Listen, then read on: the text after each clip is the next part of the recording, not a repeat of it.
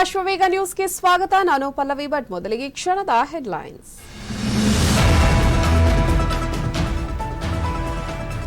ಶ್ವಾಸಕೋಶ ಸೋಂಕಿನಿಂದ ಬಳಲ್ತಾ ಇರುವ ಮಾಜಿ ಸಿಎಂ ಎಸ್ಎಂ ಕೃಷ್ಣ ಮಣಿಪಾಲ್ ಆಸ್ಪತ್ರೆಯಲ್ಲಿ ಚಿಕಿತ್ಸೆ. ಹಿರಿಯ ನಾಯಕನ ಆರೋಗ್ಯ ಸ್ಥಿರವೆಂದ ವೈದ್ಯರು.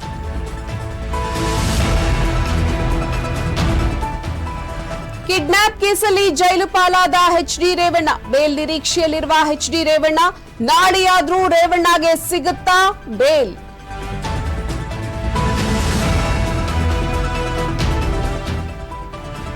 ವಕೀಲ ದೇವರಾಜೇಗೌಡ ಬಂಧನ ಪ್ರಕರಣ. ಆಡಿಯೋ ಪ್ರಕರಣವನ್ನ ಎಸ್ಐಟಿ ತನಿಖೆ ನಡೆಸ್ತಾ ಇದೆ. ವಿಪಕ್ಷಗಳಿಗೆಲ್ಲ ಉತ್ತರ ಕೊಡೋಕೆ ಆಗಲ್ಲ.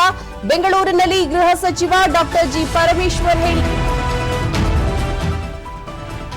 ಎಚ್ಡಿ ಕುಮಾರಸ್ವಾಮಿಯಿಂದ ಲೈಂಗಿಕ ದೌರ್ಜನ್ಯ. ಎಚ್ಡಿ ಕುಮಾರಸ್ವಾಮಿ ಏನು ಸಾಚ ಅಲ್ಲ.